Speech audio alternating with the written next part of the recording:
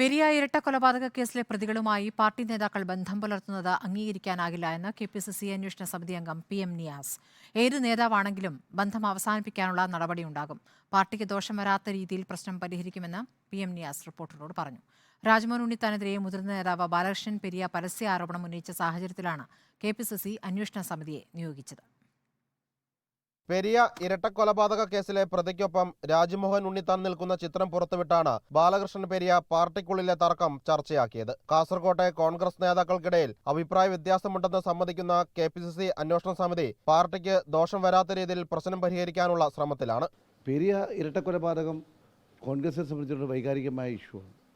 അതിലെ പ്രതികളുമായി ചേർന്ന് ഏത് തരത്തിലുള്ള ഒരു സൗഹൃദവും പാർട്ടിയും പാർട്ടി പ്രവർത്തകരും ആഗ്രഹിക്കുന്നില്ല. പക്ഷേ കാസർഗോഡെ സംബന്ധിച്ചിടത്തോളം കോൺഗ്രസിൽ കാലാകാലങ്ങളായുള്ള ചില വ്യക്തിപരമായ ഇഷ്ടാനുഷ്ടങ്ങളും അതുമായി ബന്ധപ്പെട്ട ചില വിഭാഗീയ പ്രവർത്തനങ്ങളും അവിടെ നേരത്തെ ഞങ്ങളുടെ ശ്രദ്ധയിൽപ്പെടുത്തിയിട്ടുണ്ട്. അതും ഇതുമായി കൂട്ടി എന്തെങ്കിലും ഉണ്ടായിട്ടുണ്ടോ എന്നൊന്നും ഞങ്ങൾ പരിശോധിക്കേണ്ടതുണ്ട്.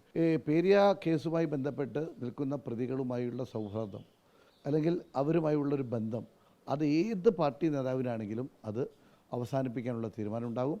അത്തരത്തിൽ തുടരുന്ന നേതാക്കന്മാർക്കെതിരെ പാർട്ടി അതിശക്തമായ നടപടിയുമായി മുന്നോട്ട് പോകും. പെരിയ കേസിലെ പ്രതിയുടെ മകന്റെ വിവാഹത്തിൽ പങ്കെടുത്ത പ്രാദേശിക കോൺഗ്രസ് നേതാവിനെതിരെ N സുബ്രഹ്മണ്യൻ ഉൾപ്പെടുന്ന രണ്ടംഗ കെ.പി.സി.സി സമിതി അന്വേഷണം നടത്തും. പെരിയ കേസിലെ പ്രതിയുടെ മകന്റെ വിവാഹത്തിൽ പങ്കെടുത്ത പ്രാദേശിക കോൺഗ്രസ് നേതാവിനെതിരെ N സുബ്രഹ്മണ്യൻ ഉൾപ്പെടുന്ന രണ്ടംഗ കെ.പി.സി.സി സമിതി അന്വേഷണം നടത്തും. റിപ്പോർട്ട് ഒരാഴ്ചയ്ക്കുള്ളിൽ നൽകണമെന്നാണ് കെ.പി.സി.സി നിർദ്ദേശം. റിപ്പോർട്ടർ കോഴിക്കോട്.